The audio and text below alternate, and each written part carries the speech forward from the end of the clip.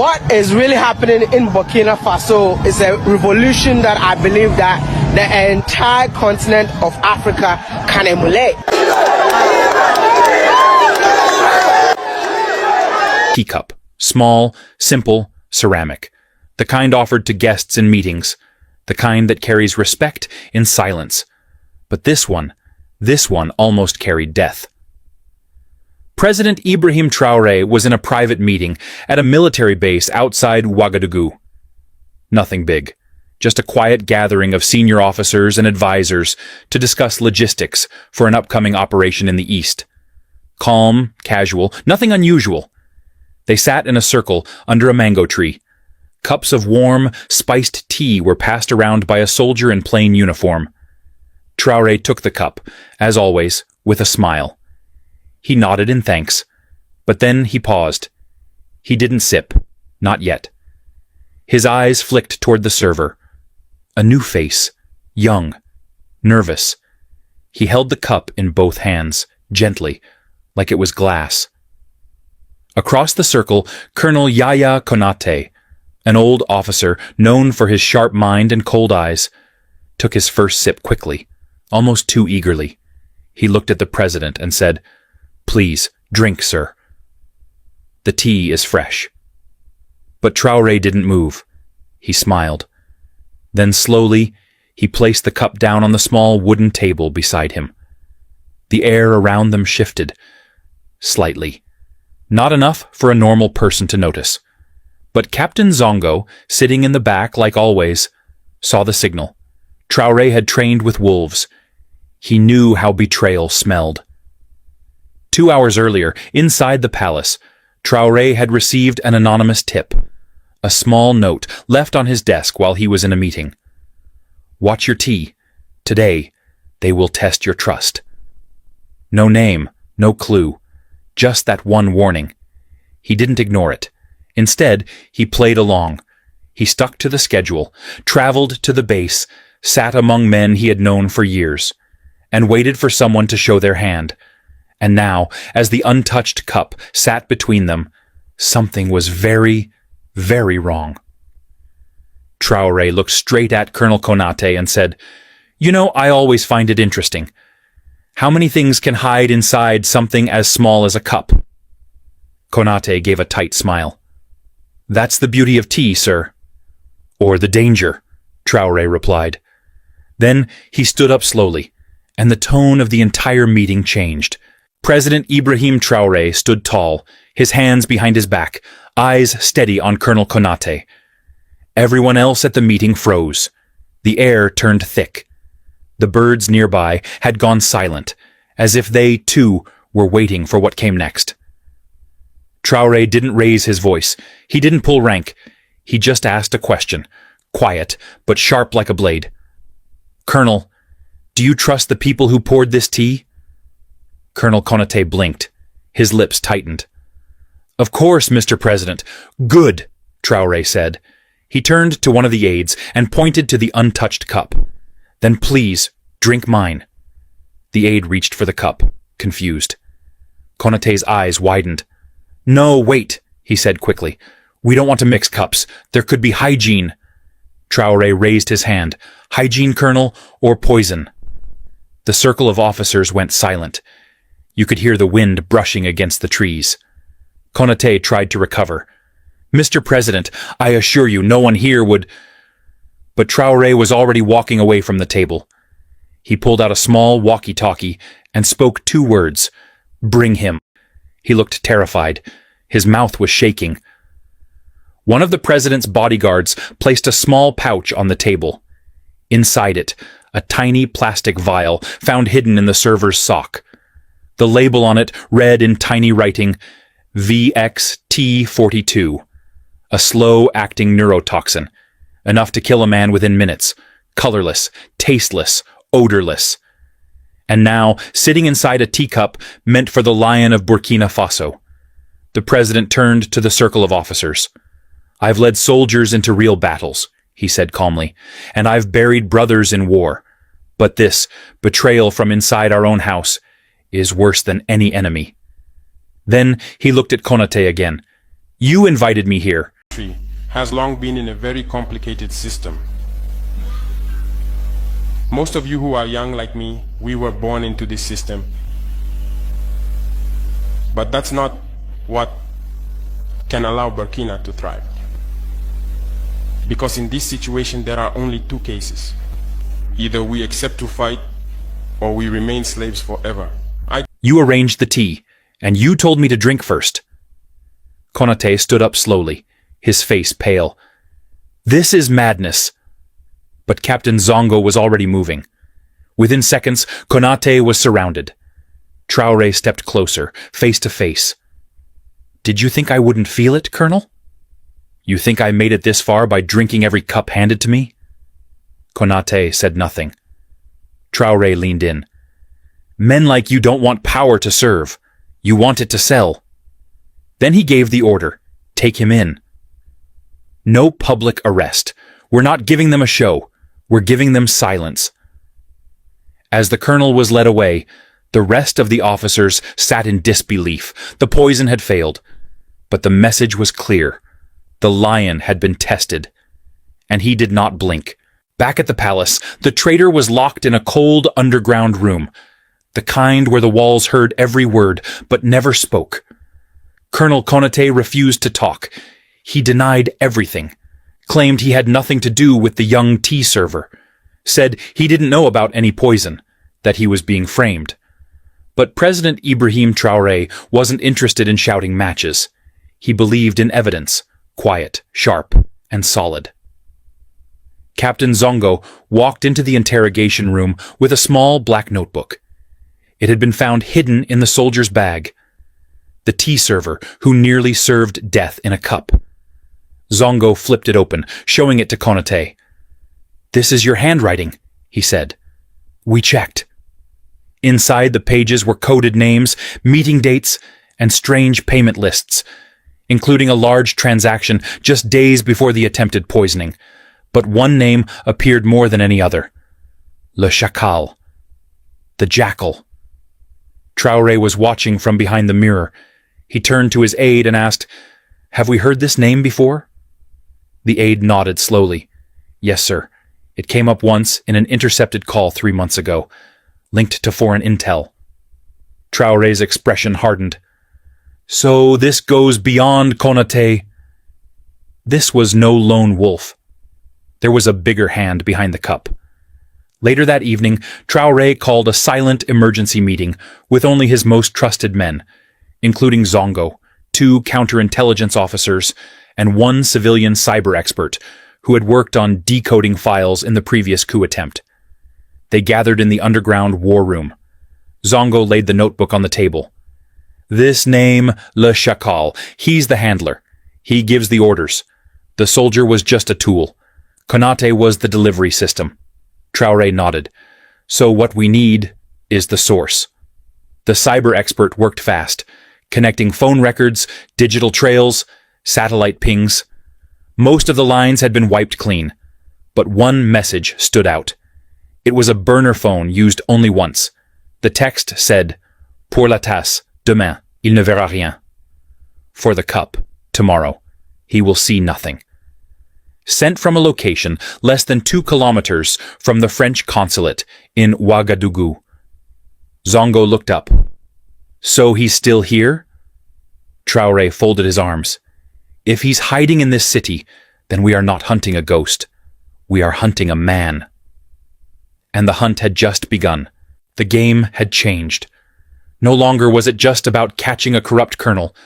Now, they were chasing the man behind it all, Le Chacal, the shadowy figure who gave the orders and vanished without a face. But Ibrahim Traore wasn't going to wait for another attack. This time, he would strike first. The cyber expert traced the burner phone's final signal to a luxury apartment building in Ouaga, 2000, a quiet upscale area known for diplomats, foreign business workers, and international aid contractors. The building had no cameras in the hallways. Too convenient. Whoever this jackal is, said Zongo, he has protection. He knows how to hide. Traore leaned over the table. Are we seeing how the West is trying everything they could in order to bring this young man down? Because they have seen that he's not looking back in bringing development to Africa. This is what they don't want. They want Africa to remain under their feet, underdeveloped. But this young man, they have tried everything they could in order to convince him otherwise. But he said, no way, that Africa has to develop just like the way the West is developed. And now, because they couldn't convince him otherwise, they are trying everything to bring him down, to eliminate him. And you know the worst part that is so painful? They are using his own people to bring him down. Now, the question is, Ibrahim Traore going to end up like Thomas Sankara, his brother? We pray that it never happened, because they have seen nothing will make this young man to change his mind, you know. Now they want to end him the way they ended Muammar Gaddafi of Libya. They want to end him just like Thomas Sankara, yes, of Burkina Babes. Now, Burkina Faso, Burkina Babes, protect this your brother that God has sent to liberate not only your own country, your own nation, but Africa in general. Protect this young man with your blood. You don't know what you have until you lose it. Africa don't know what they have in this young man until we lose it. Our eye will open. What do you think? Finish up the clip and let me know what you think in the comment section. Please do not forget to subscribe to this channel and like and share. Finish up the clip, okay? See you in my next video. Bye for now. Table in the war room.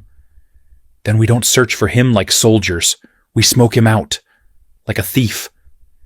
He approved a silent plan. Operation Glass Eye. No uniforms, no sirens, no announcements. Just shadows watching shadows. They placed watchers around the apartment block, disguised as cleaners, fruit sellers, delivery boys. One soldier posed as a building repairman and got inside, planting tiny cameras in hallway corners and vents. Then, on day 3, they saw him. A tall, pale-skinned man with a sharp jaw and dark glasses, clean-cut, calm, and always wearing a hat. He didn't match any official embassy staff, but he had a key to apartment 3B, the same location that matched the phone signal. He was careful. Never left at the same time, never used the same car twice. But he made one mistake. He ordered food. Traore smiled when he heard it. Good, let's deliver it ourselves. That night, Zongo dressed as the delivery man, a bag of food in one hand, a tiny listening device in the other. When the door opened, the man stared hard at him. Cold. Sharp. He said nothing. Just paid in cash, took the food, and closed the door. But it was enough. The device had recorded everything. His voice, his movements, even the way he walked. Back in the war room, the voice was run through software. A match popped up. Alexandre Morel, a French intelligence officer linked to activities in West Africa, officially retired, but known in classified circles as Le Chacal. It was him, the man who gave the order to kill President Ibrahim Traore over tea. But arresting him wouldn't be easy. He had no diplomatic badge, but if they captured him in public, foreign powers could scream kidnapping. If they raided the apartment, he could disappear in seconds. His exit routes were likely covered. Traore thought for a long moment. Then he said, "Let's give him what he wants." Zongo raised an eyebrow. "Sir?" "We tell him, I'm holding a private dinner. Invite only. Important guests. He'll try again." Zongo nodded slowly. "And when he comes?" Traore's eyes narrowed. "We end it." The trap was set. To be held inside the presidential villa. Just a few trusted guests. No press, no public list. Word spread quietly through the usual channels, just loud enough for a certain someone to hear. Zongo and the team kept eyes on apartment 3B. They didn't see Morel leave, but they did see his phone activate again. A new burner. This one pinged a message across the city. "La fenêtre est ouverte. Dernier service ce soir." The window is open. Final service tonight. They knew what it meant. Another assassination attempt was coming, But this time, Traore was not the target. He was the bait. Inside the palace kitchen, the entire catering team had been replaced by counterintelligence officers in chef uniforms. Every utensil, every dish, every cup, checked and marked. Hidden microphones were placed under the dining table, in the flower vases. Even inside the salt shakers, no movement would go unnoticed. At 7:30 p.m., the dinner began. 4 guests sat at the table, all carefully chosen, loyal, silent, aware of the mission. Traore sat at the head, calm, dressed not in full military uniform, but in a modest traditional tunic. He didn't want to look like a target. Zongo was in the surveillance room, eyes on every angle. No movement from apartment 3B, he whispered into the mic. No entry breach detected. But then, it happened. A waiter appeared with a tray of drinks. He wasn't one of their men. Zongo froze. Who is that? That's not one of ours. The cameras zoomed in. The man moved differently. His face was calm, but his right hand trembled, just slightly. He set the tray down and stepped back. Traore raised his glass, but did not drink. He looked the man in the eye and said, "Would you like to share a drink with your president?" The man hesitated. Traore stood up slowly. "You've been running for a long time, Alexandra, but you made one mistake." The entire room moved in an instant. Chairs scraped. Guards burst in. The man tried to grab a pin from inside his sleeve. Something small, something sharp. But Zongo was already behind him. In seconds, he was pinned to the floor. "No gun?" Traore said, walking over. "Just poison again? You really thought the same trick would work twice?" Morel, Le Chacal, looked up, his face tight with rage. "You've made enemies you cannot fight," he hissed. Traore crouched beside him. "I'm not fighting them," he said.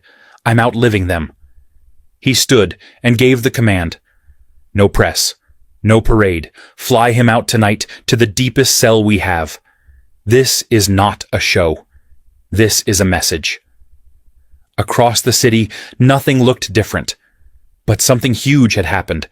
A second attempt on the president's life had failed. The man behind it all, caught. Silenced. But Traore wasn't finished.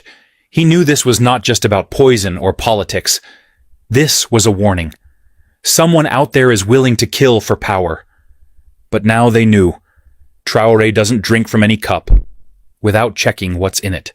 The silence after the storm was almost louder than the storm itself. No announcements were made. No photos were leaked. The man called Le Chacal, the ghost behind the poison, had vanished into a hole so deep the world would never find him again. But President Ibrahim Traore knew the danger hadn't passed. He sat alone in his office the next morning, holding the same ceramic cup from the first attempt. Washed clean now, empty, but still heavy with meaning. He thought about the young soldier who carried the poison without understanding it. He thought about Colonel Konate, once a man of honor, now waiting for justice in chains. And he thought about the people, the millions who trusted him without knowing how many nights he walked the edge of death. Then came a knock. It was Captain Zongo. "Sir," he said, "the military academy is ready for your address." Traore nodded. That afternoon, Traore walked into the courtyard of Burkina Faso's National Military Academy. Hundreds of young cadets stood in formation. They had heard the whispers. Something dangerous had happened, something big, but they didn't know the full truth. Traore stood on the stage, microphone in front of him, no paper in hand. He didn't need notes. "Some of you may not understand the weight of the uniform you wear," he began. "You think it gives you power, but it gives you responsibility." He raised the cup. "This cup almost ended my life, not because of the tea inside, but because of the trust I placed in the wrong hands." He paused. The cadets were frozen. Some had wide eyes. Others clenched their fists. You will one day guard this nation, but guarding it is not just about guns. It is about honor, about knowing when to speak and when to say no, even when money is offered, even when pressure comes from abroad. He looked across the sea of young faces. I did not survive because I am clever. I survived because I never forgot one truth. A nation is only as strong as the loyalty of its lowest guard. He turned to Zongo and raised the cup toward him. This is no longer a symbol of death. This is now a symbol of survival. He placed it on a stone pedestal beside the Academy flag. Let it remind you, he said, that even the smallest item can carry betrayal or courage. Choose what you carry. The cadets saluted. Some wiped tears. That evening, Traore sat quietly at the palace rooftop, watching the sunset bleed across the sky.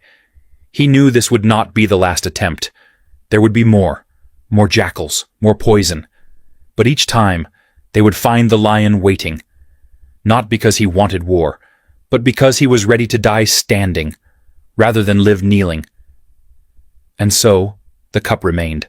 Not in a museum, not in his home, but in the hands of the next generation, a symbol of vigilance, of survival, and of one man's refusal to be broken.